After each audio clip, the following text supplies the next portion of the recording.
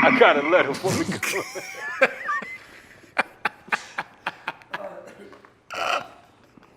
Pull it together. Pull it together.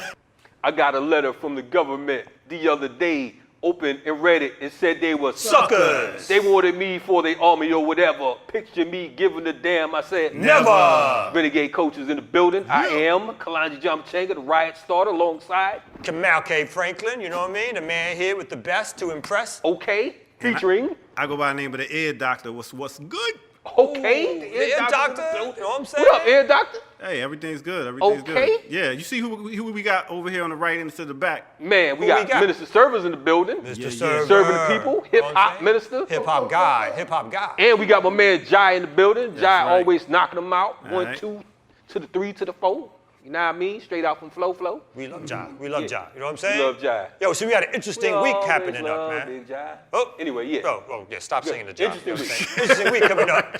So, you know, because by the time this show airs, well, no, right before, this is our last show, Yes. right before the presidential election, where Show America 87. makes, Show 87. Yes, sir. Where America makes its next election for whoever's going to be running the empire. Yes, Trump the tyrant or Biden, blackface Biden, I think we call him. Blackface You know what I'm Biden. saying? I call him Jim Crow Joe. Yes. I like that one, like too, you know Jim what I'm saying? Joe. That's a good deal. I like that, you know what I mean? The overt white supremacist versus the covert white supremacist. You know what I'm saying? What the Republicans say? Kamala. Kamala the cop, Kamala the cop. So featuring her too. And Shout out to her. Pence, who can't stay in the room with more than one woman, otherwise his head is going to explode. You know what I'm saying? Old fly face. Old fly face, you know what I'm saying? So it's an interesting dynamic Fly that's guy. happening all around. People are like, you know, busting out, getting to the polls, early voting is through the roof. Yes. There might be some controversy around, you know, what's going to happen during the election. And so part of the major part of our show tonight is to talk about the election, what it means for black folks, who we should support, and should we be supporting anybody? That's right. And so we got a wide variety of opinions that's going to be on the show tonight. We're going to have April Albright from Black Voters Matter, Okay. Anoa Changa, Ben Dixon, and Shelley Wynter, Shelley who Wynter I in call the the Black Unicorn because he's actually a Trump supporter. Okay. Know what I'm I saying? don't know if the man like being called a black unicorn. Well, That's, you know. I wouldn't want to be a black unicorn. Oh, he shouldn't he be supporting stands- Trump he stands now. out. You got that right. No, I understand. Now you make everybody hate unicorn. Damn, you know what I'm saying? Call it yo, a frog or some shit. but before we get to, you know, the end of our intro, there's some other crazy shit that's always happening out here in this country. So in Philadelphia, young brother Walter Wallace Jr. was gunned down by the police. 12 is out of control. Yeah. They fucking everybody up all over the country as usual. So You know the, what I mean? the protesters and folks out in the street, they Shout banging out on to the Philly. system. So we just want to give our unconditional support to folks that stay out in those streets, make sure that there's a price to pay when you take a young black life, because those times are over when you can just do that and get away with it. And Philly has a history of murdering our people. You know what I'm saying? Shout out to our Move family out there. You know Oh, what that's I mean? right, that's right. Move 9. right. And also those who were killed on May 13th, 1985, assassinated when no good Mayor Wilson Good dropped a bomb. That's right, On that's men, right. women, and children. That's right. On Osage Avenue. Philly got we a like to history. say, fuck Philly. You know what I'm saying? Except for the people. That's right. And then Fuck in Rocky, Illinois, too. something Illinois, happened? yes, in a couple. Illinois, a couple parked in front of, I believe, the sister's mother's house, and police decided to come up and kill her boyfriend, 19-year-old, and she was 20. She was shot, and you know, it's business as usual. Yeah. Unfortunately, like we said, you know, we can't even remember all the names because of the fact that, you know, back in the day, we knew like, okay, it was Sean Bell, it was Oscar Grant, it was this. Nowadays, it's like whoever name goes up in the uproar, whatever city goes up in the place, that's what we remember. And the crazy thing is that, I mean, one of the good things about social media Yes. is that has allowed us to know farther, faster, what's happening, who's been killed, who's getting hurt, and that kind of thing. Do you give credit to your brother Sean King? No, never. Okay, cool. And he's not my brother. I thought he was your brother. No, Another. you're lying, motherfucker. You know what I'm saying? Yo, so Renegade Culture, yo, we're going to be right back. We're going to get into this. We got a musical guest. We got I keep not on even a messing it up. musical guest. We got a poet that you should know about. He goes right. by the name of Tommy Bottoms. He's gonna be here That giving poet. us some poetry. One of my today. favorite poets, although he's a Trump supporter. So Another one? I mean, he's How Shelley Wynter. we let this happen, man? I don't There's so fucking many. know. All I mean, right. he came with Shelley. Shelley had to bring him back up. True. We got a little skirt. He like, got a little skirt. they might try to jump me. It's like, there's gonna be a lot of them. Tommy said, I'm gonna come dressed distinguished. Like a distinguished derelict with a tie on. You can't hit a man with a necktie on. It's like, there's gonna be a lot of them. They gonna think I'm with the yo, nation. Anyway. yo, Renegade Culture, we be back. Black Eye. Yeah.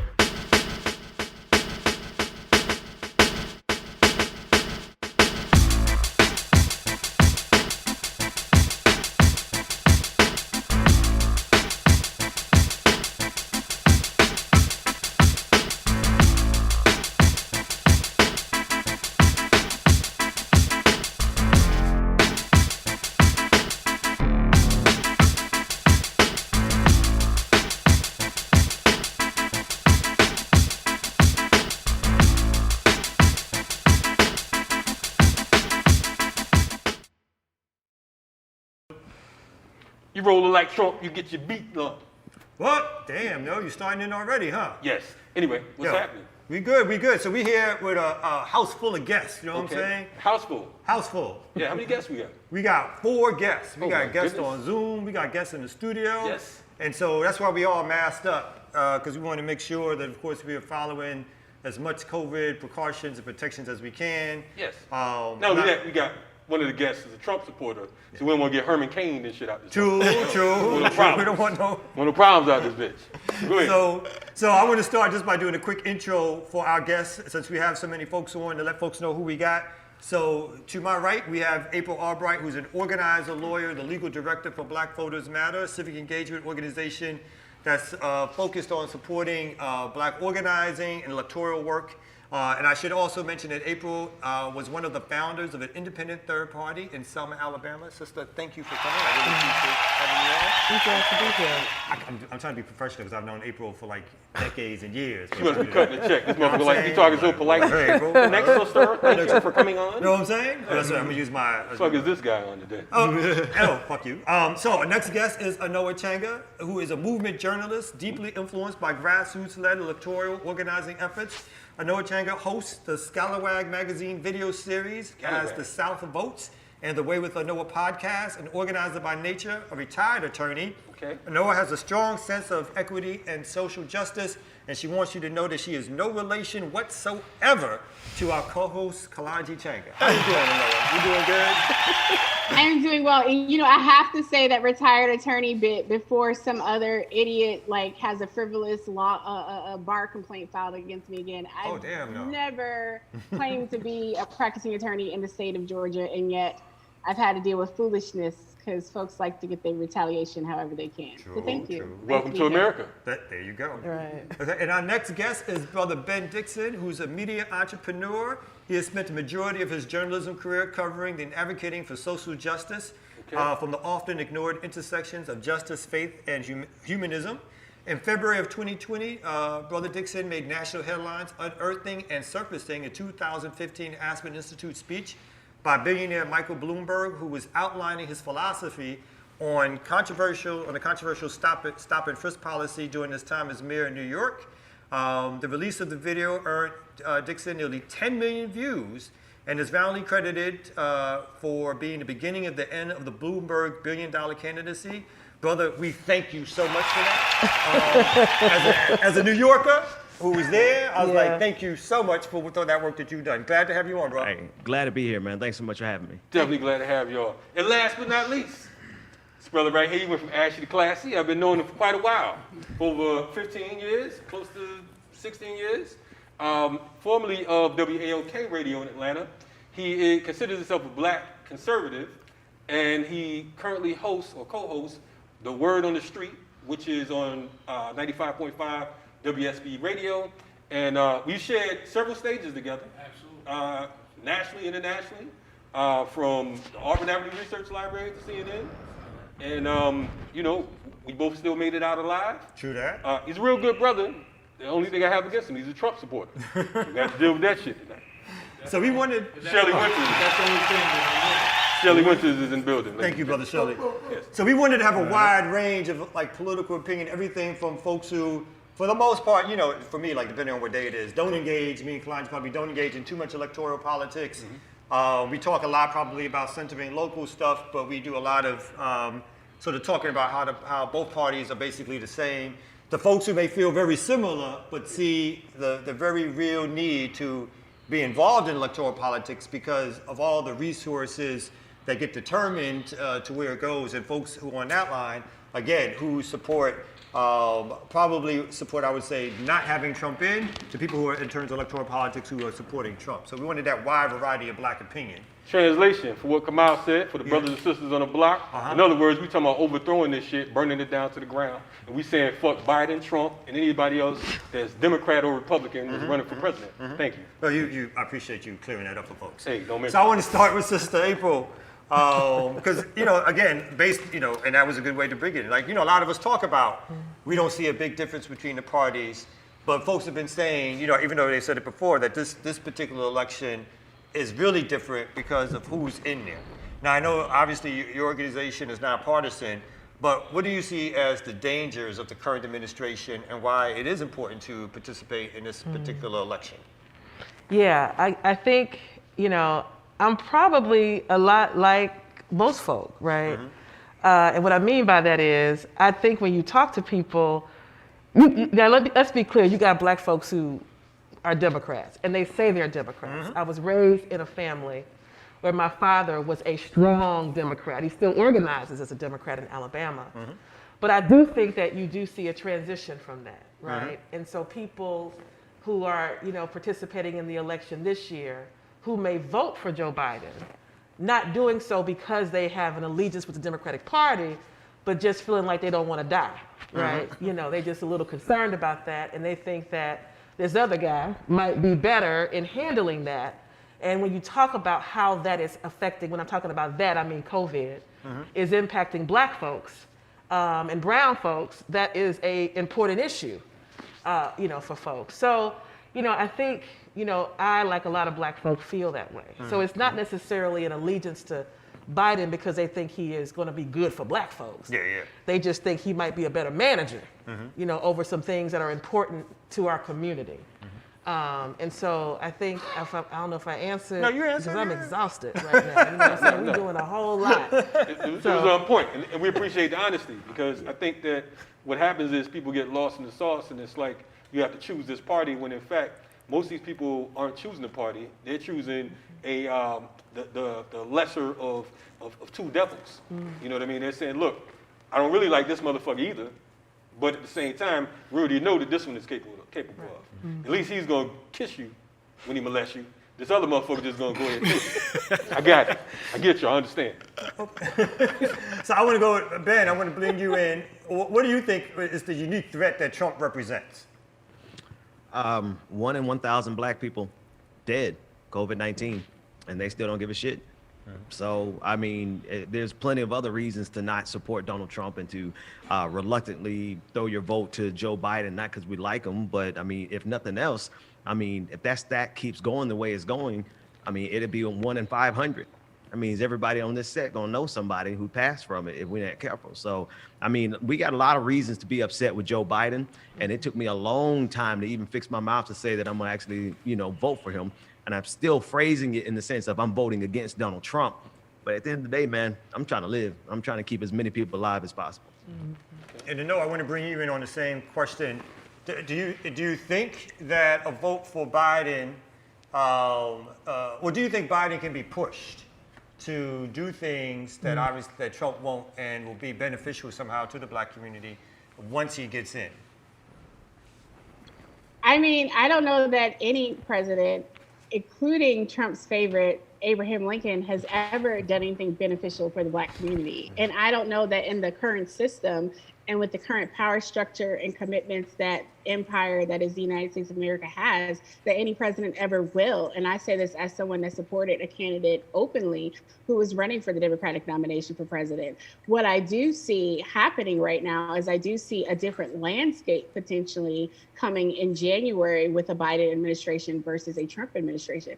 As we were joking at the outset, as someone with a pre-existing condition, someone with a cancer that requires sustained treatment, I'm thinking about the ACA, right? I'm not thinking about just like, we talk about like benefiting the black community as if there's some secret sauce, special thing that black people specifically need. And most definitely that is a conversation to have. But there are a lot of things that at stake that disproportionately impact our communities. When we're talking about the threat right now that's happening to the ACA, literally a week after Election Day, there is a case before the Supreme Court that could end the ACA. That ends pre-existing conditions. That ends young people being able to stay on their parents' insurance if they're lucky enough for their parents to have insurance until the age of 26. And we're talking about folks who are disabled. We're talking about folks who have conditions like mine. We're talking about folks who got high blood pressure or alopecia or something more simple like that. We're talking about people who could possibly not be locked out of having health care. So there are all these issues that are at stake. That is not about whether or not I think Biden is going to magically enact something better than the Platinum Plan that's going to help bring black people all the way to the promised land. What I do believe is that when we're talking about who is going to send in federal agents on communities out in the open intentionally, I think we have a better chance of dealing with Biden's police loving self than Trump's extremely authoritarian fascist self. That's what I really think. Now, obviously, Shelley, you take an opposite opinion to all of this when it comes to Trump. It's not an opposite opinion. It's really not. It can be framed that way, but the honest to God truth is I take opinion that's factual. To the last point being made, the ACA is not going to be gutted. No one's trying to gut. That case has nothing to do with gutting the ACA. I mean, it's the truth. The case is about that's not true, severability. Champ. I'm a lawyer, bro. That case is about fighting the ACA unconstitutional. I'm a retired attorney, but I'm always For the first time ever, let's let one person answer a question. Let him finish. Take note, please. This is about the severability of mandates. So that's what the case is about. Now, I'm not arguing whether it can be disbanded. I'm not arguing anything about ACA. I'm just putting out the facts that the case, 10 days, 12 days, whatever it is, after the election, is about the severability of mandates from the overall ACA. But we'll discuss more about whether or not. That's by all. doing that, So why Trump? This is what Well, Trump I'm getting to supporters that. do. I'm getting to that. I sat here and I listened to everybody talk. I'm getting to that. Right? So the issue becomes, you two said at the outset, basically, fuck this system. You want to bring it down. You said that. You said specifically, I want to bring the system down. I'm abolitionists. Right, exactly. Yes. So the point becomes, if everyone here hates Trump, and the idea is to bring the system down, and Trump is the worst thing going, then in order to bring the system down like you want, because the system's not going to come down voting for both parties, like you both just said. So the system has to come down in another way. It either has to come down with someone who's bad at what they do, which is what everyone here says Trump is, or you continue to have the system. Over the last 4 years, I watched African American, I can't talk with this bullshit on. Over the last 4 years, I watched Africa, that's fine, I don't have it. I got tested, by the way, so I don't have it, I'm negative. But the thing is, the fact of the matter is, over the last 4 years, I watched African Americans basically defend the very system that we call having their foot on our necks. I watch African Americans defend the FBI. I watch African Americans defend the media. You ain't watch nobody over here do that shit. I'm not talking. I'm talking to the audience. Right. We're having a conversation to a group of people. Okay. So I've watched this over the last 4 years. Over the hatred of one man, like the brother said, he's not voting for Biden. He's voting against Trump. So the idea has to be, now the next logical thought in someone's mind should be, not what I'm getting from Biden, but why would I vote for someone I'm not trying to vote for? In other words, you're just voting for the guy they put in front of you, because you're not voting for Biden. When Barack Obama won in 2008, millions of people voted for him. Many Republicans stayed home because they didn't like McCain. So they just stayed home. They didn't vote against Barack Obama. If you look at the numbers, many Republicans stayed home because they didn't like John McCain. So they just chalked it up, fuck it, I'm not gonna vote, just like you two brothers. So the point I'm trying to make is, as long as we are 13%, 14, 50, whatever percentage of the population you wanna say we are, as long as we're minorities in a population, in a country where we believe, as has been said, that there's white supremacy, racism, and other things that are on our necks, as long as we continue to go down a path where we're always just voting against someone else, we will never obtain anything that we're looking for. So let me stop, because let me get some responses. Anoa, and then I'm gonna let Ben jump in. Better Anoa. Ben got his drink now, so I know, I ain't lit. Ben doing it neat.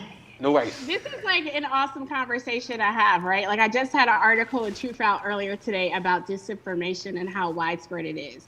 And when you have Trump supporters use partial facts, right? Like we're talking about the ACA, for example, and the issue of severability. So the question before the court is not simply like, does severability apply?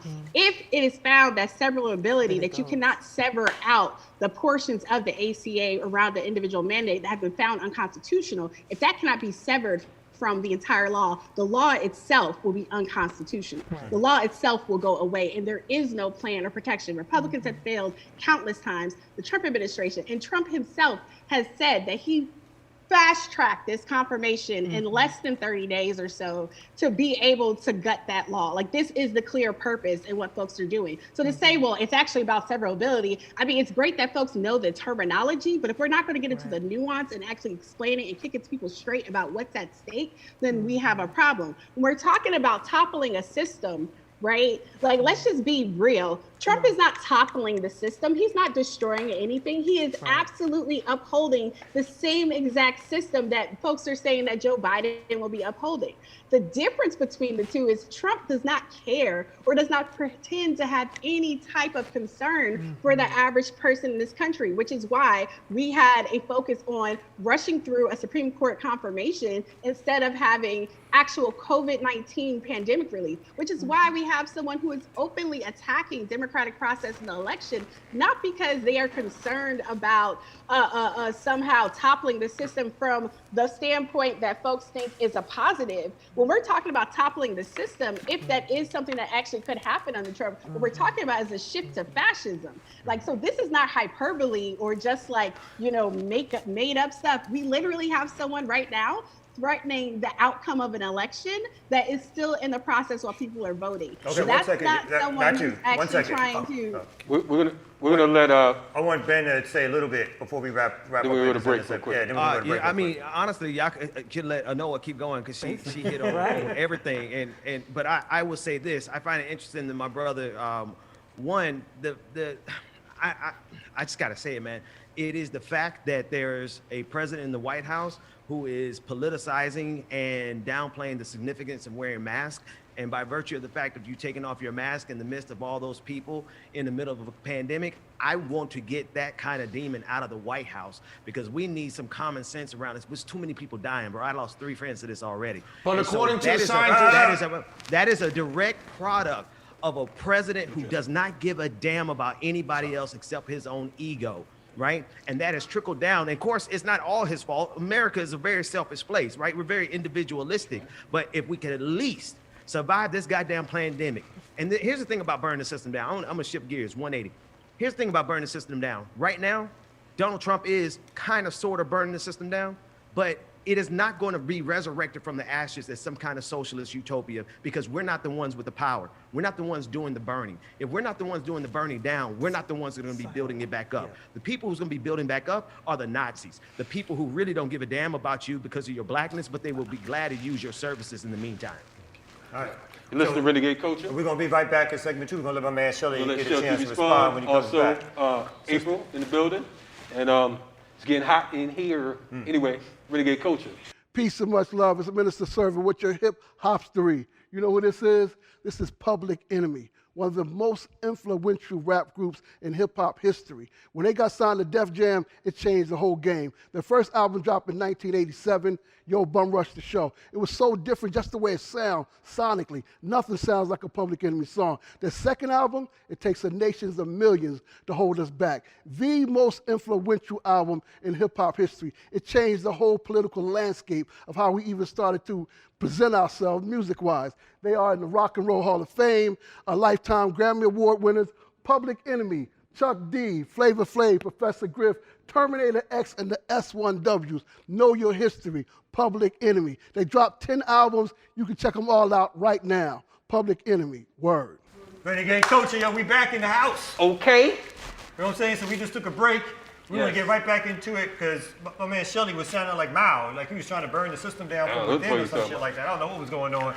So I wanted you to explain a little bit more. What I was saying was, I'm sorry. No, I just want and yeah. I want you to explain why you think Trump is good for either black people or are you saying that he's not good for anybody because the system is No, that's not what I'm saying. I was saying if you are someone who believes that the system should be caved in on itself, and you think Trump is a bad president, is the worst ever, then that should be your choice to cave the system on itself. I'm not saying he's caving the system on itself, nor did I ever say he's intending to burn the system down. That's not my point.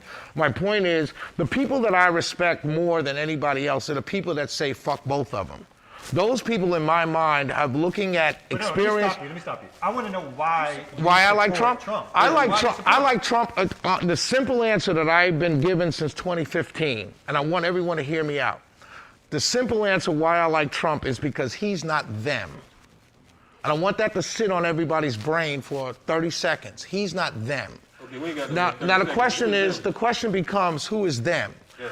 The them is, start with the media. The them is the same media that painted black men as over-sexualized beasts looking to rape and pillage and sell dope and be criminals.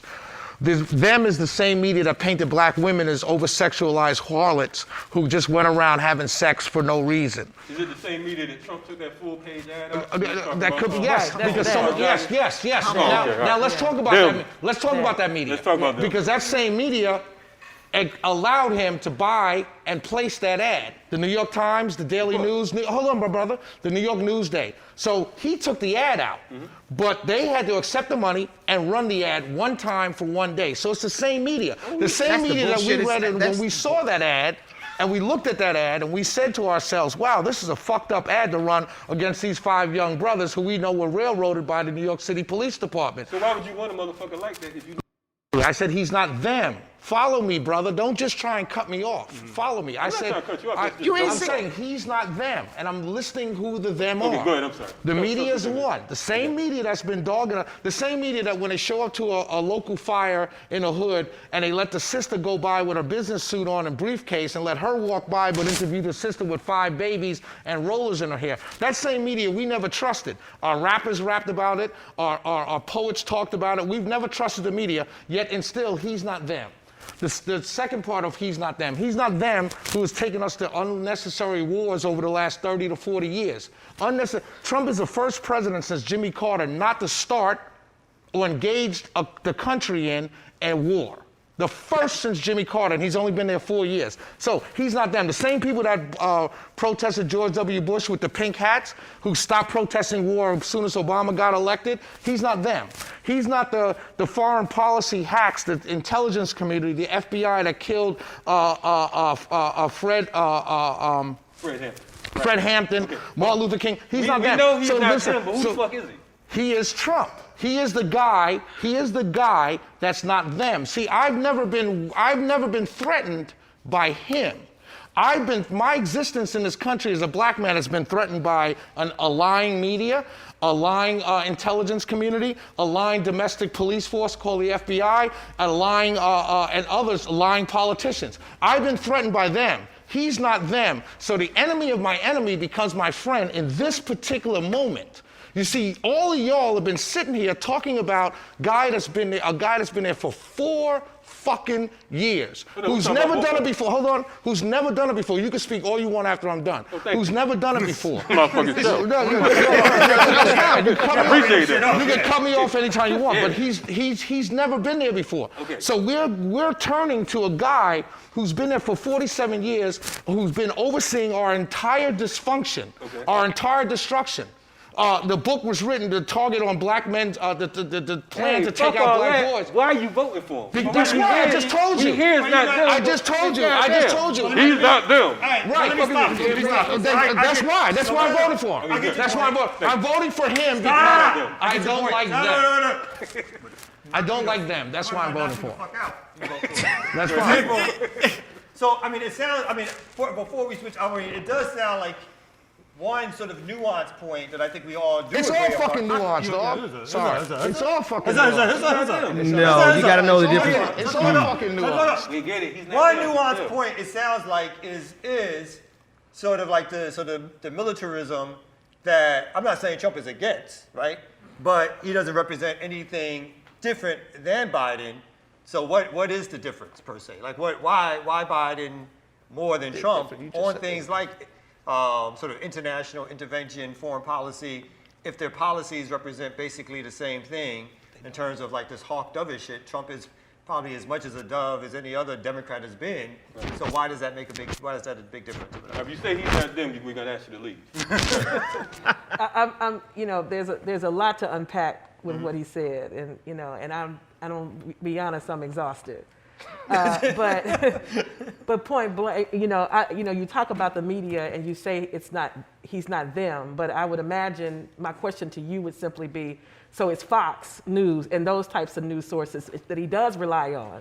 Are those the kind of news sources that we should be embracing Because certainly, while he may be rejecting some media that we would be critical of, I don't think any of us would embrace the media that he has selected and chosen to follow, because they are probably doing even more demonizing of our community and our people.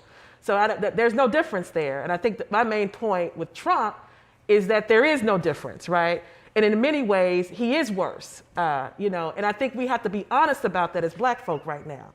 There are things that are happening in this community, whether you want to say Trump is one of them folk or not, but he is clearly signaling to white supremacists and white nationalists that this is going to be I am your policy guy.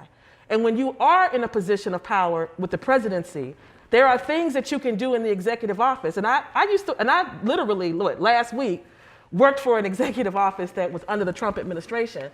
And the very first thing that he did when he took over, his secretary took over the Department of Education, was go back and reverse the work around discipline in schools. And why is that significant, right? Because I came to the Department of Education to specifically work on that issue under the Obama administration. And while I'm not cheering for Obama, I will say that Trump specifically, the very first measure or initiative he undermined and removed was the thing that related to Black students, right? Black kids, Black brothers. 1 second. No, Stop. that related, Don't cut the sister off. the initiative that specifically was dedicated to eradicate what was happening to young Black kids who were being disciplined at a rate of 4 to 1, right? And he decided that the first initiative he was going to undo was that. And there were other issues too. So my point being that you're talking about a person who has a white supremacist agenda, right? And he is using, and this is not just buzzwords, there are actual policies we can cite that point to that. So while there's an incompetence around handling the COVID-19 that we all should take dear to heart, there are specific racial policies that he is implementing in his Department of Justice. And we have to be real about that. We can't undershadow what he is doing in these different departments as it relates to our community, right, that are harmful. Now, some folks are talking, you know, we engage about whether or not there's the less of harms, whether we should be, you know, dealing with politics and electoral politics to deal with the reduction of harm, or whether we should be trying to, you know, destroy the system, right? We have that issue that we are dealing with all the time. But the majority of Black folk who live in this country, right, they want to live. They want to be all right. They don't want to have to fight around social justice issues. They don't want to be out organizing in the street. They want to live. They want to work. They want to have health care, right? You know, and they don't want their children to be murdered. And they don't want their kids to go to school and be, you know, disciplined because they Black. And they want to just deal with those things. And for them, Trump represents everything that gaslights those things. And we got to be honest that is there. So wait a minute, no, because my brother Ben's head's going to explode. So I want him to get a chance to say a little something. I'm going to let you get more time because obviously you battling against a whole bunch. But I just want to let Ben get I mean, but the key thing he's battling is the truth, right?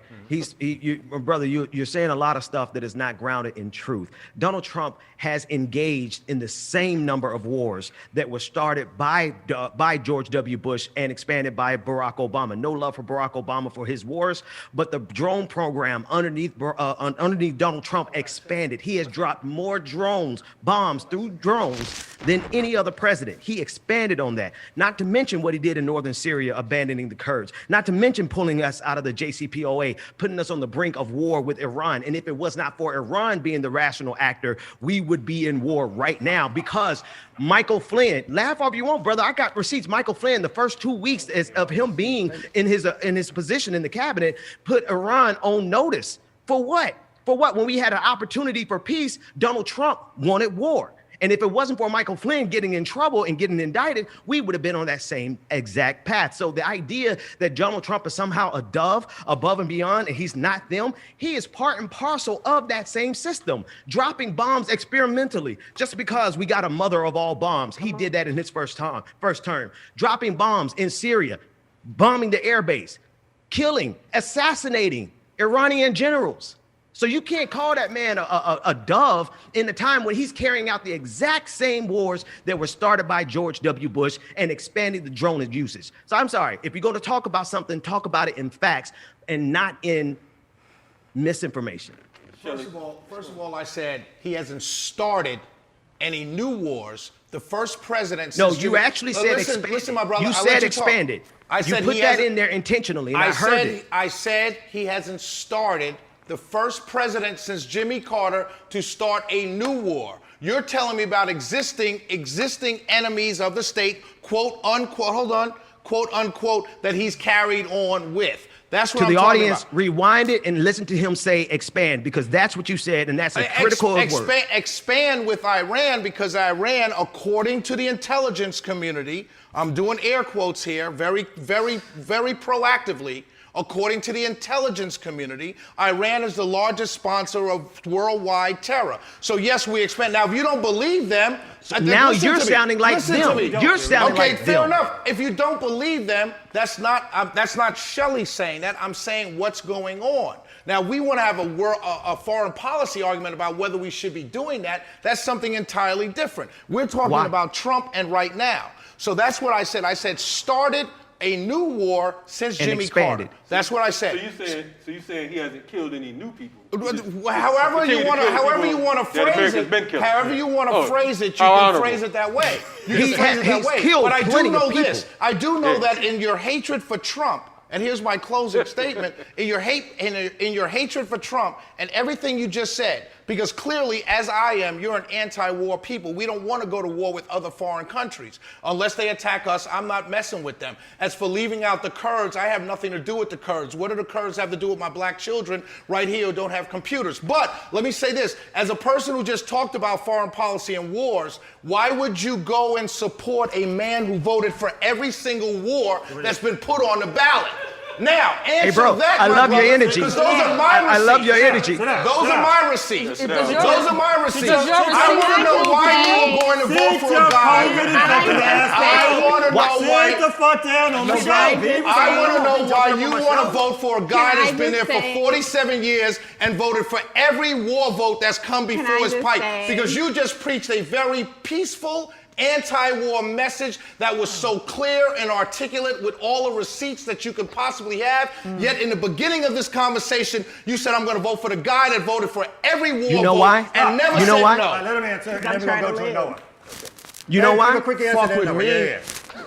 You know why? Because in addition to everything else, everything that you think Donald Trump is not them, he is literally them and a beneficiary of them and enriching them. Hold on, I'm answering your mother. I'm answering your question, man. I'm answering your question. It is a really good thing that the Gemini twins are on the Zoom right now. Because trust, I don't care how tall you is, bro. Like all that energy you got for Donald Trump, make sure you got that energy for the white supremacists. Brother, let him talk.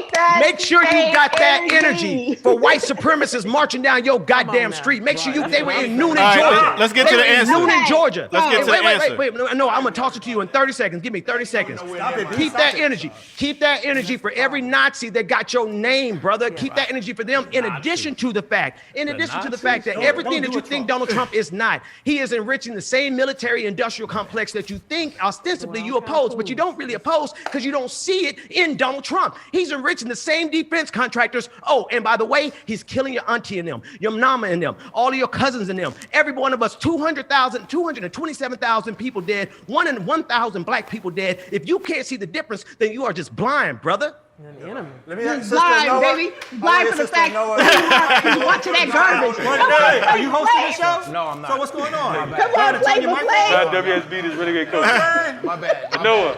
I'm being disrespectful. What's going on? I mean, you trying to be Trump? All right, everybody shut the fuck up. Anoa, your turn. That's right, shut the fuck up. Changa is speaking. That's right, Kalonji. Tell him when Changa speaks. That's right. Everybody Speak on it. Damn it. Anyway, but like it's so wild, right? Like to have this conversation with all of us sitting here in Georgia, right? On the soil that we stand on the shoulders that we stand on here in the South, understanding the threat of racialized violence around elections. And then looking at the way in which we have people warning of potential concerns around the visit to Rome, Georgia that's getting ready to happen. We have threats and concerns about, Ben just brought up Noonan, Georgia, but we already know that there are so many different parts of the state including, you know, white nationalists in Augusta that supported Brian Kemp, that were active, who was actively, what's his name, Jason Stachowicz, or what, I can't even pronounce his name.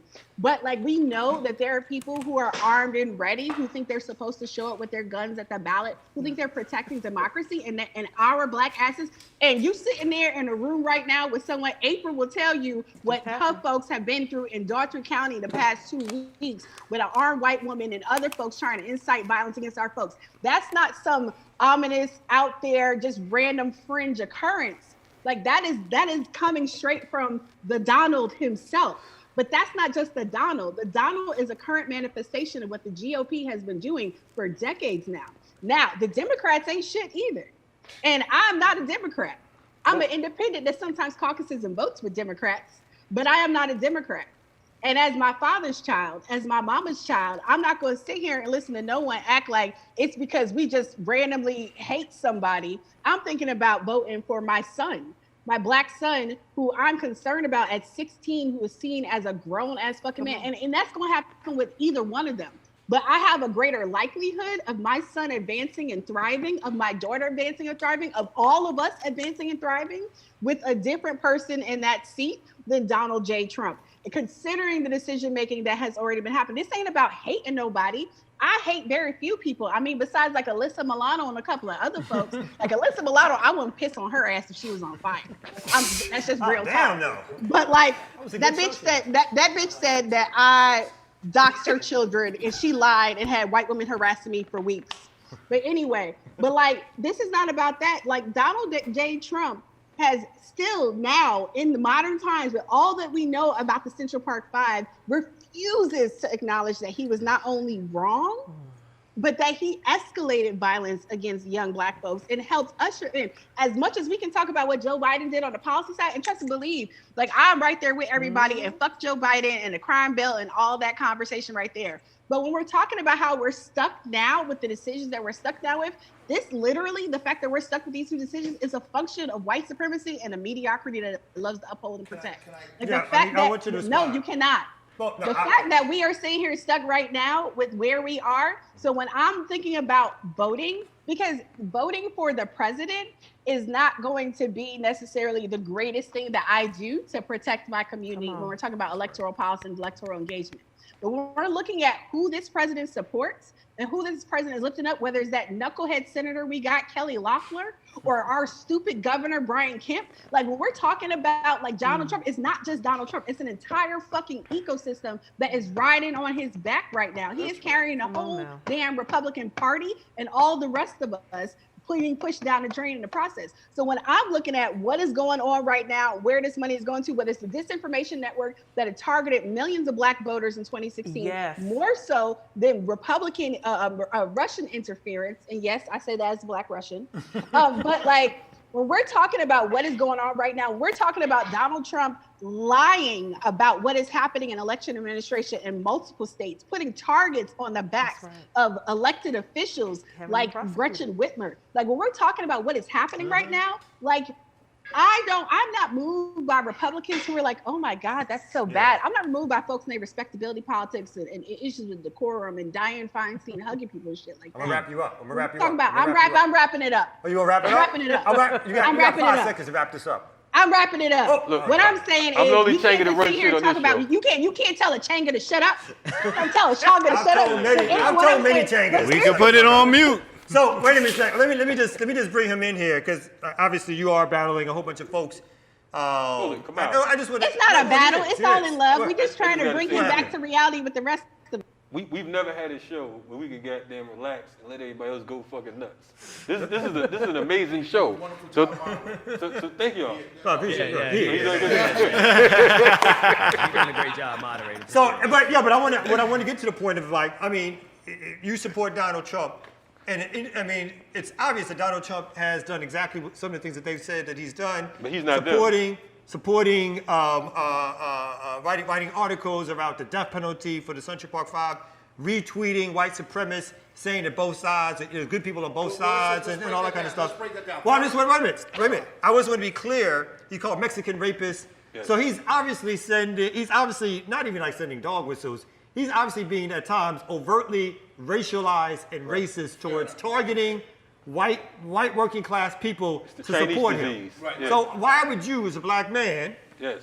support that kind of behavior? Because the brother talked about facts. First of all, the good people on both sides, a simple Google search of that transcript will show when he made the statement, he was talking about the people that went there first originally to protest keeping statues up, which is a fair argument. A lot of people make it. I don't agree with it. I think you should take them down. But it's a fair argument of keeping historical statues up. And another group of people who protested against them. The people who protested against. No. I'm telling you what. I'm telling you that statement. Even your man Tommy looking like, what the fuck are you talking about? I'm gonna interrupt you now, but he did it. Wait, I just want to make sure though. He not made those statements not in a way that the narrative has been spun since that day. After the chanting of the Jews won't replace us, he said what he said. He said what he said. After all of that, right. after After all of that, fair enough. Yeah, he didn't say that before. You know what? For the sake of all argument sitting here, that is the most egregious thing he's ever said. I denounce him for making that statement. Now, as to what the brother said, not the most egregious what the brother said, because you asked me. I'm sitting between two brothers, and I got my brother over here, and I got my brother over here, and I got Rob Naka right there, and I got the young intern right here, and you're gonna tell me that if you're rich and famous, women won't let you grab them by the pussy, and that's not a statement that you make around men? Get the fuck out of here. Please, get the fuck out of here. Not a statement I made. Don't become that guy. I ain't never said no dumb shit like that before. Listen, Kalonji. How the fuck you feeling this? I want to get back to the 38 times he's denounced white supremacy. But that's not the point. The brother talked about Nazis walking down my street, and then the sister, talked about a 16-year-old. Keisha Lance Bottoms, the mayor of Atlanta, just went on the news yesterday and talked about the increasing murder rate in Atlanta. Trust me, people listening, that ain't no fucking neo-Nazis walking in the hood killing black people. That the mayor of Atlanta just had to go on television and say it's getting out now. Well, it's not still the police, because the last police shooting in Atlanta was a couple months ago. So she didn't go on the news. She didn't go. Mike, you understand my point. She didn't go on the news talking about white supremacists walking down the neighborhood and neo-Nazis shooting black people. Now that is not a side argument. I'm making the point to what the brother made. No, I'm just laughing because Anoa's eating popcorn. That's fine. He's eating popcorn only one. We talking about Trump, he talking about Trump. I'm serious. You asked me a fundamental question. At the fundamental level, I believe this. There is no president, there is no politician that can help black people in this country of America. None whatsoever. I've got in Georgia right now, we have the largest caucus of African American elected officials. Yet we're all sitting around here talking about COVID deaths, talking about violence in the streets and everything. The largest number of elected black officials is in the state of Georgia.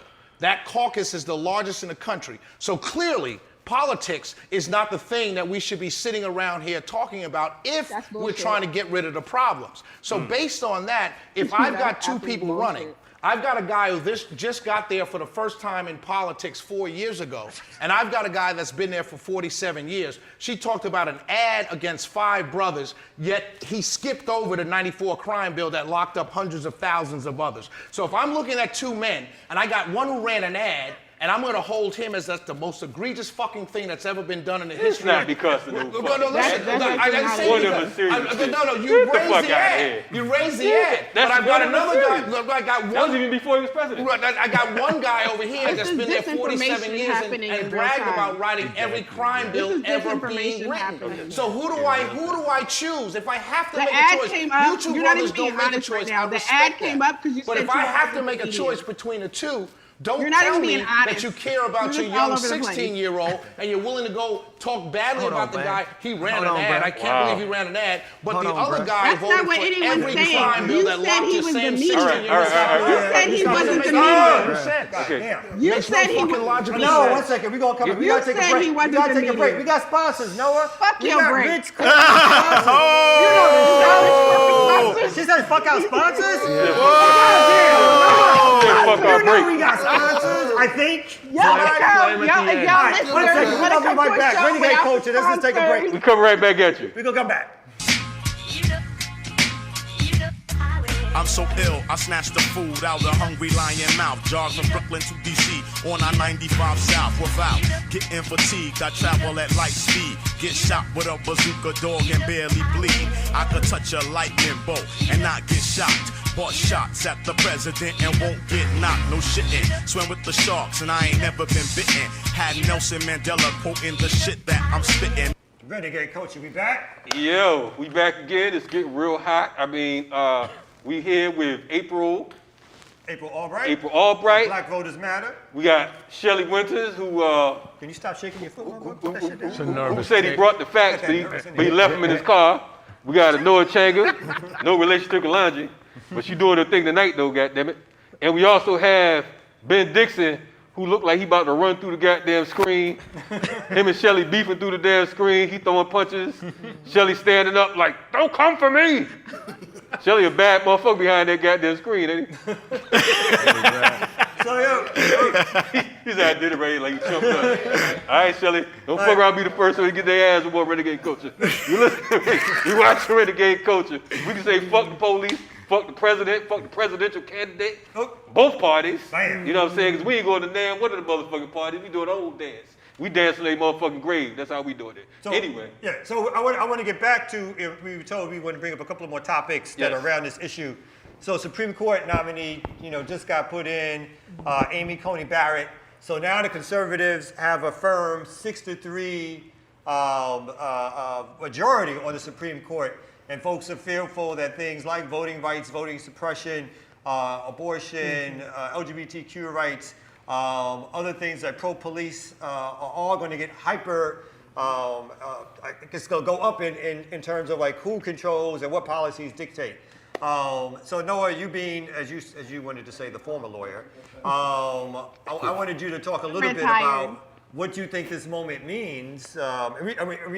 We don't got to get into the fact that obviously the Republicans did everything they could to manufacture and make sure that this happened for them. But what does this actually mean for the larger community in terms of having now a 6-3 majority on the Supreme Court?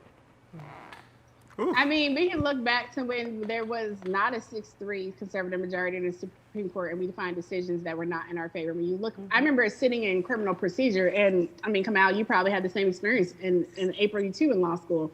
Like, criminal procedure was a depressing fucking class to take when you saw how so-called good justices came down and made decisions that affected our communities in terms of things like stop and frisk. I'm saying stop and frisk, but when you think about Terry stops, I mean, it's the whole nature of criminal procedure and how policing is done. Even this the objective reasonable standard that we see being held from police is a fiction that came out of the courts, right? And so, when we're talking about what's at stake, I mean, there are some things that are deeply concerning about what could potentially be in front of this court. You have at the end of November, you have a case coming up on whether or not the Trump administration can exclude undocumented people from the census count. And when we think about what the purpose of the census is, to count all people, regardless of citizenship, who live in this country. When you think about the allocation of resources to communities and how excluding members of our communities in this way would deny communities access to needed resources, would deny schools and other entities needed resources and funding. I mean, we have real serious problems at stake. So it's a mixed bag in terms of the Supreme Court. But I think that the Supreme Court, while it is what it is, I mean, the Supreme Court has never been in our favor. I mean, there have been some decisions here and there, but when we look at the length of the court and Black people in this country and other people of color, the Supreme Court has not been for us, right? I just want to bring Sister April in also and talk a little about the Supreme Court. Okay, I'll be quiet for April. For April, you're going to be quiet. Thank you. Don't do You know that. what I'm saying? Oh, here we go. You know what I'm saying? Hey, I'm sorry, April. Me Too movement. I know you're exhausted. Yeah. I know. I could. She over there But that energy is about to pop back up because I realize I know who you are. she wondering why she here. So, no, she know why she here. So I wanted to ask you a little bit about the Supreme Court thing, but I also think you had something else that you wanted to add on a little bit also. But what do you think is going to be now that they have this firm, knowing this firm majority? Obviously, as Anoa alluded to, there's still decisions that have obviously not gone our way as a people or the way of working class people. But do you think this sort of firm majority, even in terms of this election, may play some sort of role in who becomes president or what happens down the line? I don't know. I think I think the majority, the decisions that we have gotten from the Supreme Court throughout history have been those that have, when there was a movement, right? And so we know that the courts tend to bend towards what's happening in the streets. And so to the extent that we expect any outcome, because again, the Supreme Court rules the same 90% of the time, right? It's just that 10% of those cases, right, that matter. And so if we are doing what we need to do in the streets, then we may get the outcomes on the court. I mean, you think about the Brown decision was decided amongst one of the most conservative, probably even more conservative than this 6-3, right? But there was a radical movement that had developed, and it was a result and a reaction to what we were doing. Mm-hmm. And I always say, as it relates to voting, we didn't vote for the Voting Rights Act, right? We protested for the voting rights, and that was one of the fruit of that. So, so to that extent, I agree. Absolutely, the Supreme Court is what it is, and there's a lot of things that we're going to have to deal with, because beyond the Supreme Court, what's happened even more is what's happening on the district level, right? Because we're infatuated on that number 6-3, but we don't realize how many justices he has appointed in all of these vacancies all around the country, which are more intimate and one-on-one with folks and their issues in states. So we have to deal with that too. But as long as we are doing what we should do in the streets, I think we'll be okay. I do want to say, we can't underestimate the power, of the state. For Black folks, slavery is always on the ballot, which is why we typically vote in a block, right? Because we are always very mindful, all of us, I don't care who we are and what we're doing and where we are economically, we are always, we know that we're binded by that legacy in this country, right? And so we take that very serious. So when Black folk voted for the Republican Party, when they voted with the Democrats, it was really to deal with the safety of our people. Mm-hmm. You talked about push earlier when we came, what happened in the movement, and move in Philadelphia. And we look at all these examples of our folks acting in self-determining ways. Mm-hmm. And so the legacy never persisted because they could not be protected against the state. And so Black folks genetically are acutely aware of that. And so when they see something like a Trump, right, who does these signals, who now we're protesting in streets and laced on buildings, are white supremacists with weapons. And we know that police officers are standing back to permit that. We feel a burden of making sure that we're okay in this country, right? And that the things that we are developing, for example, your work with community builders, right here in Atlanta, to help that community defend itself against the encroaching state. We want to make sure you can do that, right? Without having, the worries, to the extent that we can, of having the state stop that. Mm-hmm. And so I think we have to take that seriously. And so when I hear people support Trump without a firm analysis around that, right? That is what tires me, right? We can debate all day about whether or not Republican and Democrats are our friends. Hell, I ran and created a third party to defeat Democrats that actually were my bosses, who were paying my bills. But I still organized a third party to run candidates against them. So we don't have to debate that. But we have to take seriously the threat. And we can't let the work of our ancestors to make sure that we're safe, we can't turn our heads to that. And this is that moment. I don't care. You want to use the word fascism, you want to use the word that. At the end of the day, we all know what this threat is, and we got to take that seriously. Don't mean we ain't got to do work. Like I say, go to the street, vote, go to the street. Right? All right. Yeah. But we just got to take that seriously right now. I appreciate what you're saying, April, because of the fact that you're saying something that a lot of voters are not talking about. They talk about our ancestors died for our right to vote and so on and so forth. in a nutshell, no one sane can argue safety. You understand what I'm saying? So that is the best analysis or reason to vote. You know what I'm saying? Because we've been so anti this shit for so long because of the fact that we know what it's about. But when brothers and sisters are talking about safety, who the fuck can argue with that? Who can say, oh, I don't want to be safe? Well, I do feel safe with Trump in office. I mean, I don't know who the fuck feels safe in Trump minus these white supremacists. You know what I'm saying? Because we've been unsafe for centuries. That's right. For over 400 years. So, you know, I applaud you for bringing it to that particular point because of the fact that from that stance, it makes sense. All this other shit, you know, he's not them and all other shit my man right here talking about, that shit's toilet paper. You know what I'm saying? We can flush that down the toilet. That's fine. Anyway. Can I speak? Thank you. First of all, who you asking? You asking? You I'm asking whoever. Go do your thing. So first of all, let me say this: to make the statement that the Supreme Court has never been our friend is probably the most egregious thing I've ever heard a former lawyer say. Because it's only because of the Supreme I mean, bro, we could work. You know what I'm saying? I grew up in Chicago. Like, I mean, come on now. You gonna come at me talking about it's egregious? Let him get it out. Let him get it out. Let him get it out. You know, you most definitely just came at me. No, you did. But it's so. But hey, you say like real wild cash shit. Let's not go to back and forth. Let's go. Yeah, go. No, you're not being clear. You said the Supreme Court. Hey, excuse me, Anoa. No, we're not doing that today. You said clearly the Supreme Court has never been our friend. If it had not been for the Supreme Court, we wouldn't have made the gains that we've made to this point.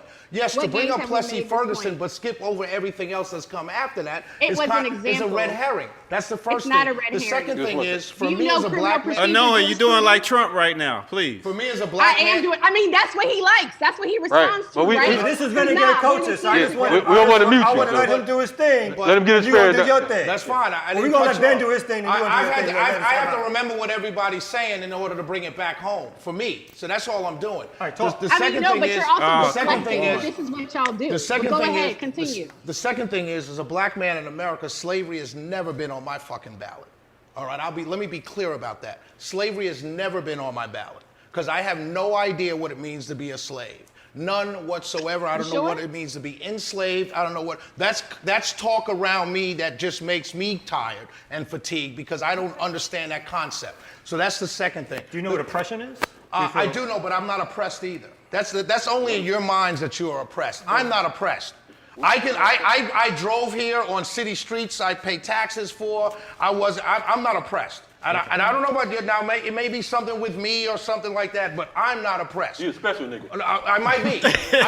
And if I'm a special nigga, then I'm a special nigga. But I'm not oppressed. I'm sorry, special nigga. Whatever you want to call me, I'm not oppressed. Okay. I don't walk around with the idea that I'm oppressed.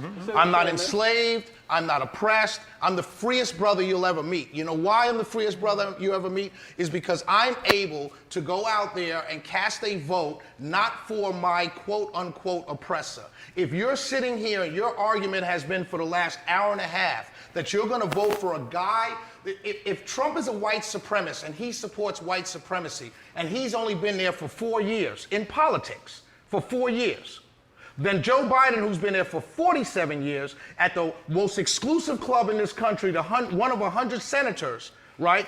Then he's got to be a white supremacist. Now, if they're both white supremacists, you're then asking me to make a choice between the two white supremacists, which I go back to your point, why would I make that choice? But I don't believe he's a worse white supremacist than Joe Biden. I don't believe he's a white supremacist to begin with. But I will tell you, anybody that tells me I'm stupid for voting for a guy that's been in politics for 47 fucking years and voted for every crime bill proudly, voted for every war proudly, voted to protect every credit card high interest rates proudly. He's from Delaware. Every credit card company, every banking company is out of Delaware. You're going to tell me that while you're oppressed, while you're enslaved, you're gonna go vote for that motherfucker, and you're gonna tell me I'm fucking stupid? Get the fuck out of here, man. No.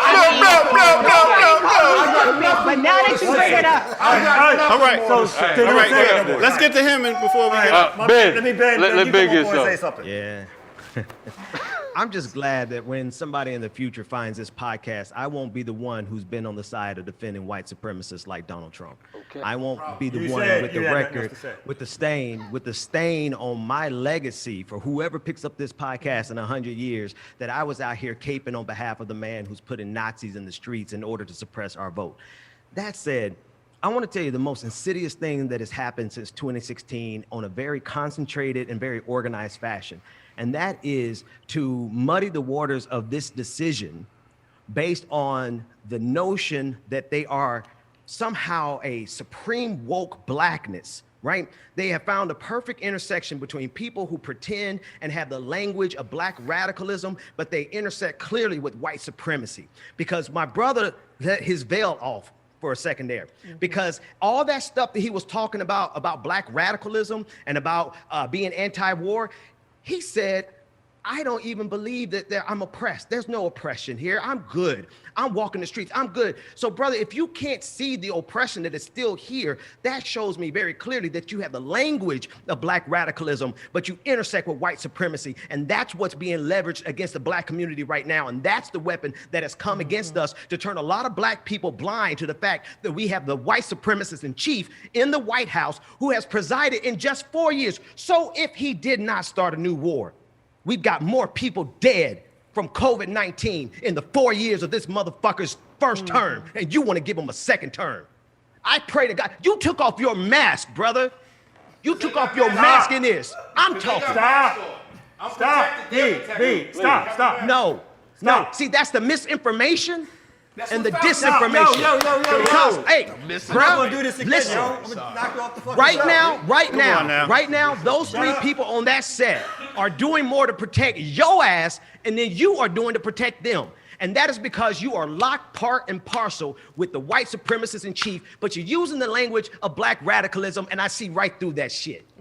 Come on, man. All right, Well said, brother. The producer's trying to wrap it up, but we're not gonna wrap it up. Anoa, sister, I know you got something to say. And keep. I want you to. And keep that shit brief. Don't, Yeah. Just cause your last name Changa, you ain't the motherfucking host of Renegade. I don't know about brevity, but to say that it's egregious is about, in thinking about the history of the Supreme Court and Supreme Court decisions that have been made over the last 200 and some odd years, is a lack of understanding of what the Supreme Court is, how it exists, and the decision making that has been done. We're talking about an entire body and long, I mean, like Sister April said, going back to the conservative nature of the Supreme Court and the Warren Court and earlier, is a very honest reflection and understanding that is shared by, I'm not a legal scholar, would never could pretend to call myself, but many a Black legal scholar and others can actually address and understand the hypocrisy of upholding this type of institution. So when we're talking about facts, again, back to my comment about context, right? We're gonna sit here and talk about, well, Trump's only been there for 4 years. Why the fuck do we need to let him have even more time to fuck shit up even more? That's like the dumbest fucking, you said people, I mean, no one actually had called you stupid all night, but that's literally like the dumbest fucking thing I've heard anybody say in a long time. Like, why would I give someone 4 more years to fuck shit up even worse? We're in the worst recession right now. We have over 200,000 people dead from an avoidable, like you have someone who knew, fuck everything else right now. This motherfucker knew back in January what was really going on with COVID-19 and just shrugged and was like, meh, it's okay. Kelly Loeffler and David Perdue and other folks in there doing insider trading and shit while the rest of us is sitting there getting lined up for the slaughter. Like, this is like the most ridiculous conversation we're having, in the extent that we're not even having an honest conversation, because everything else is about everybody. Chill. You're not me, so you can't do what I do. But let me be clear though, when we're talking about how we're making this decision right now, because we spent way too much time talking about the presidential election, like April can attest to. I mean, Kamau, you touched on it earlier. Well, we talk about local politics, we talk about the politics and the things that actually affect the means and conditions of our lives. Oftentimes that's not at the presidency. Unfortunately, what we are seeing with this current president and the way and the overreaches that are happening under his administration and the way in which the different agencies under his administration are operating, it's putting a lot of things at risk for a lot of people in a lot of communities. And so when we're talking about, am I going to sit here and vote for somebody who was the author of not just the crime bill, but the war on drugs? I I don't hate my grandparents and elder Black people who made a decision out of fear. I'm thinking about the elder Black people, like my stepmother's parents, who made a decision to vote for Biden, who revived the Biden fucking campaign, and we're stuck here now because of the fear of what they have been seeing out of the Trump administration over the last 3.5, 4 years. When I sit down and talk to her parents, my grandparents, about why they would vote for Joe Biden, knowing all the things that we know about him, all the other issues, it is the fear of what white people will do if anybody else is the nominee.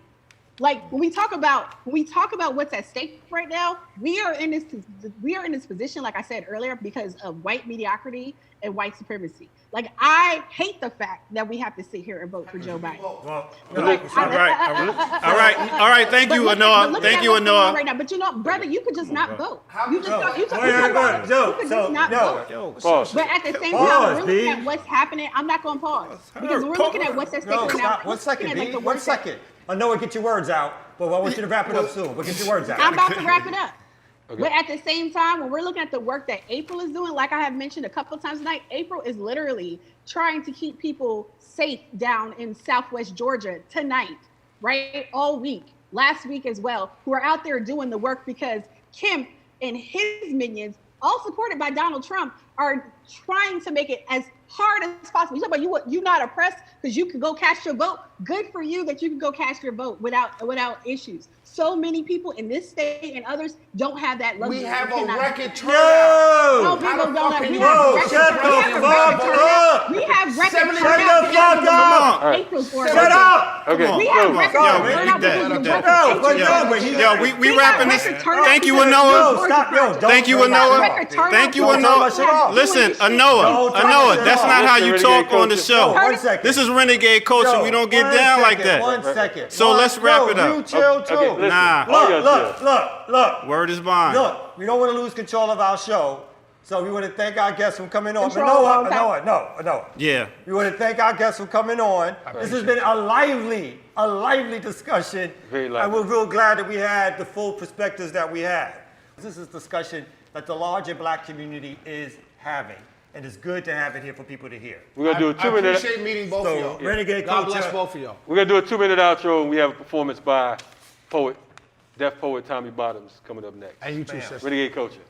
Nice You motherfuckers out of control. What's happening, Renegade Cultures in the building? Yo, Renegade Culture, we back after one of the wildest podcasts we've ever had. Nigga. Yo. This shit was hotter than fish grease. I don't understand. Ear Doctor was screaming his ass off. I don't know what's You going ain't ear on, doctor. man. I think both of y'all lost y'all motherfucking mind. He's like, you produced, I produced this. This is Fuck my out of here, Hey, son. Kamau thought he was running. This is my motherfucking Fucking house. When I say whose house, did he? Kamau's house. Yeah. Motherfucker, you trying to tell me to shut the fuck up. Like, hold on now. You going too far. Word. Shut your goddamn. I had mouth surgery. You about to get it next Saturday? Oh, Anyway. Who's our special guest tonight, baby? Oh, yeah. Tonight, rocking with us. You know what I'm saying? This brother right here, you've seen him on HBO's Deaf Poetry. He's also a playwright. Had a dope play called Educated Gangster. Also, you catch him at your local bar if you live in Atlanta and shit, 'cause that's what the fuck we do. You know what I'm saying? Been on for quite a while. He's a real dope poet, real cool brother. You know what I'm saying? He's been involved in a lot of shit we've done in the past, dealing with social justice. We appreciate his work. Only thing I got against him is he rolled with Shelley Wynter. Another Black Republic. But anyway, Tommy Bottoms in the building. What's happening? Appreciate you having me. Man, hey man, it's crazy because for the listeners and the viewers, you know, we didn't know Tommy was coming. But then again, we did know Tommy was coming because Shelley came. Shelley had Tommy as backup. And while Shelley was answering the questions, Tommy was tweeting him like, say this, say that. But anyway, we're glad to have you on, man. Yeah, appreciate you having me, bro. Definitely. Man, how long you been, and what inspired you to do spoken word? Because today you look like, you know, a reverend. You know. Deacon. Well, you know, I sell houses now, so, you know. Oh, you sell houses? Yeah, I sell Okay, houses. okay, Yeah, all right. yeah, so it's a different little thing. But as far as spoken word, man, I think like most things in life, a lot of times it start with a chick, you know what I mean? Okay. I wasn't really into that. Although I was kind of into being a little different at the time. You're talking about the 90s when, you know, and a young lady by the name of Allison Horton, she ended up, remember her. yeah, we used to work together.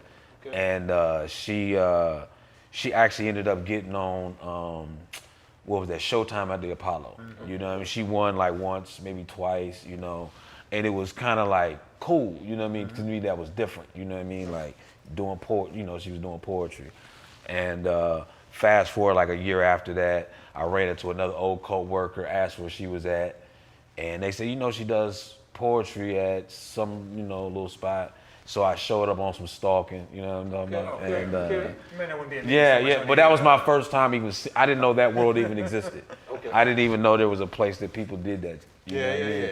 And I came and I was like, oh, this is kind of cool, you know what I mean? And I stood out, you know what I mean? I was a little different. And you say a little different. Well, you know, then it was you know, burning incense and dashikis, and I come in with a triple fat goose and some Timbs on. I'm drinking Heinekens, and everybody was kind of like, who invited this guy? You know what I'm saying? Because it was just, I mean, you're talking about this is in Indiana, so at the time that was different. You know what I mean? There wasn't, you know, a lot of people into locks and you know, that kind of thing. So this was just different in itself. You know what I mean? And so that's kind of how I fell upon it. And I was just a observer for a few months. And then one day I said, I think I could do that. And I got booed the first time.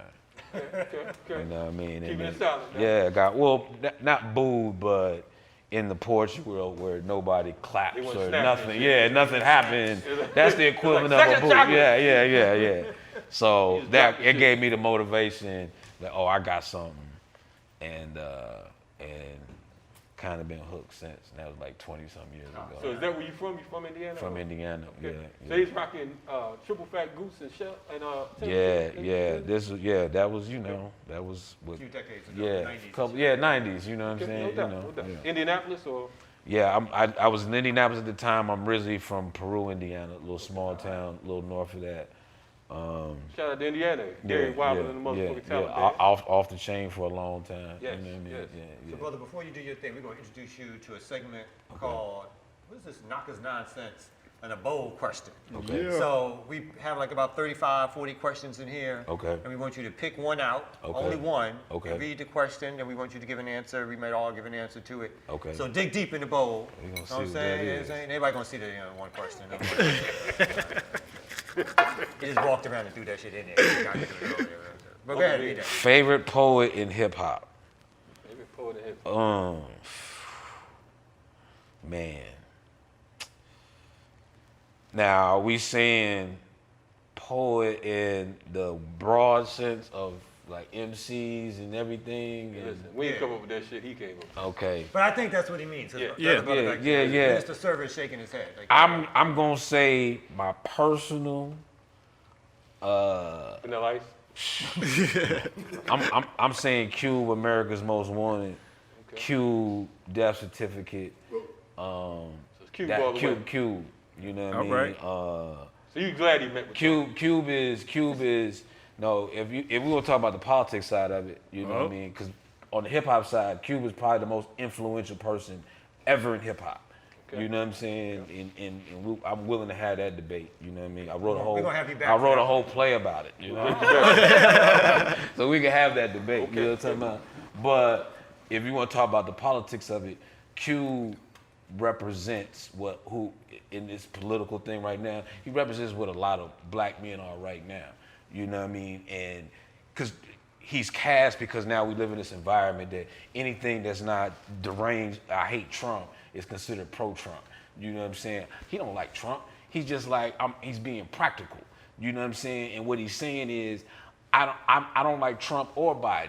And we focus so much on the black Trump supporter, but the biggest coalition out here, particularly amongst black men, is fuck Trump and fuck Biden. And that is the most important thing. If you want to focus on the conversation, you know what I mean? Now, with that being said, the black Trump supporter is not a unicorn. And y'all get ready to find out in a couple of days some of your friends been lying to you. You know what I mean? I'm just dead ass. We're going to slow you down. No, yeah, but there's a whole other conversation. Yeah. But just to go back to the Cube part of it, and what they feared from Cube and why they had to demonize what he was on this whole idea that he got to talk to fuck both of them. If he want to talk to the motherfucker in power, he want to talk to who he want to talk to. He talk to the fuck he want to get the motherfucking cube. If that's what he want to do, that's the fuck he want to do. Yeah. Tell something. I mean, in a sense, if we gonna talk about who got legitimacy out here, if fucking Cube is a coon, ain't nobody safe. Goddamn it. Because Kalonji could be the coon tomorrow. Because I'm saying. I was saying not tomorrow. But that's I'm just saying, you don't know how the political wind's gonna fall tomorrow. Because all Cube did was fall on the wrong side of the mob today. And tomorrow the mob might come for you. I mean, because the truth of it, I mean, again, we don't want to get in. Maybe we do. The idea, though, is not that black men are independent. Most black men are supporting Biden, whether we like it or not. No, they're not. It's clear. The stats are there. 18% for Trump. Y'all gonna wake up. 18% for Trump. Look, it's the same stats as it was before. Do y'all remember? No. It's the same stats as it was before. Overwhelmingly, just like 4 years ago, whether we like it or not, most black folks, black men and black women voted for Hillary Clinton. They did not vote for Donald Trump. And that situation is not going to change whether we like it or not. We saw it with Stacey Abrams. We saw it with the black men voted for Stacey Abrams. You didn't say that. You said they didn't vote for Stacey Abrams? He got like 20%. Kemp got like 20% that means of the that black men. 80%. Wait a minute. Wait a minute. Well, in a when are we party that relies that on you to get 95 to 98% of it, 20% is a big deal. No. Same thing happened in Florida with the governor race at the same time. Stacey Abrams. My point is that there is an awakening going on, whether you want to feel that you're a part of it or not. And what side of you on? Awakening is the word that you choose to use. I'm just saying what it is. I think one of the best hip hop poets would be Kendrick Lamar. What about you, Kalonji? Kendrick Lamar. Yeah. I would like to say before from taking place. You said Kendrick Lamar. Stop our dialogue. I think with me, the first thing I'd like to say is the day I'm a motherfucking coon, y'all niggas might as well commit suicide. That's number one. And secondly, absolutely. I'm sure Tommy and Shelley was in the same math class, so we ain't gonna go there. My favorite poet right now, I'm gonna go on record, is my sister, Sonny Patterson. All right. She did her thing at the BET Awards. Yes, and she's a part of the organization as well. Favorite poet in hip hop would probably be Black Thought. All right. Black Thought. Okay. All right. How would you contact? Okay, so how can people get in touch with you, man? And we're gonna have you back on here because of the fact that, we know that you're definitely passionate about Cube, and we want to hear about that. We can talk about that now. We can talk about that. Yeah. Social media, Educated Gangster 101, or my government name, Sean Shoemake, Tommy Bottoms. Depending on what you Google, and depending on what you're gonna find. Yeah? But no, you can definitely check me out. All social media, Educated Gangster 101. No doubt. And shout out to Georgia Meade. You know what I'm saying? I know she's going through something right now. We will be putting something together soon to represent her and some of these other brothers and sisters out here in the Atlanta poet world. A lot of dope poets who have helped us grow as far as an organization. So we appreciate you, your work. I appreciate y'all. Listen to Renegade Culture. We'll be right back at you with Tommy Bottoms. He's about to wreck shit. I hope he ain't talking that Trump shit. He's gonna wreck shit. That is too much news speak in my news feed. So believe it or nonsense, it don't move me. Especially when I know that the media delivery trying to mislead and deceive me. I mean, just because you put gluten-free vegan cheese over bovine feces, do not think that you can fool me. See, Orwell already wrote this book. I'm just watching the movie. That's when my timeline looked more and more like 1984, doom and gloomy. That's because the social media algorithm got everybody in their feelings thinking anybody with a different opinion is nothing more than the comic book supervillains. The words of the spirit are considered offensive. Either copyright infringement, fuck it. You can sue me. But it's important that I warn you that you might want to hire a lawyer whose mouthpiece is a beast, not the ordinary warrior. I'm a superhuman word freak. Like Adina Howard meets John Keats, the sheep asleep. So I'm going to have to tiptoe around a few tough topics to make sure they don't wake up cranky, outraged, and angry. I know this sounds crazy, but shh. It's important that we keep whispering because Big Brother might be listening. And they little sister Siri, she always snitching. They auntie Alexa, well, for some reason, that chick is always in the kitchen. To me, that seems suspicious because she always act like she ain't doing nothing, but trust me, she paying attention.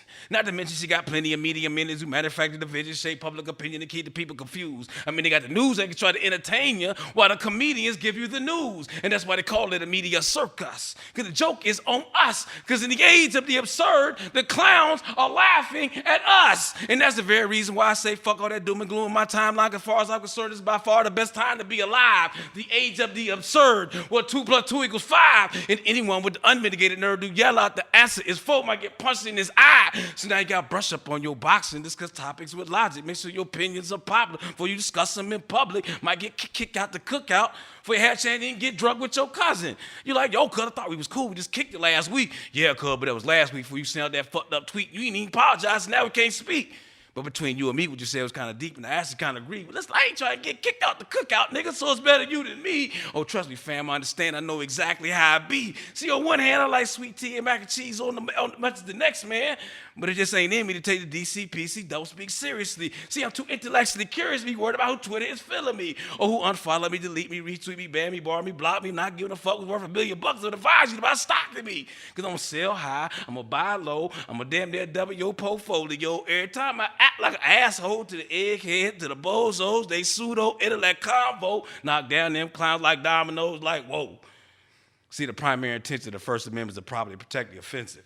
That's the only way the average Joe can go up and get a status quo and not have to worry about coming up missing. Or sent off to a re-education camp or prison sentence. Don't think it can't happen. It's been well documented. I mean, ask any authoritarian to tell you that their tyranny is typically well-intended with good intentions. If you don't, you listen and obey. Make sure you understand the truth is whatever they say. But I got too much Kunta Kinte in my DNA just to shut up and obey. So can't just tweet about me. You got to beat it out before I just shut up and obey. Thank y'all.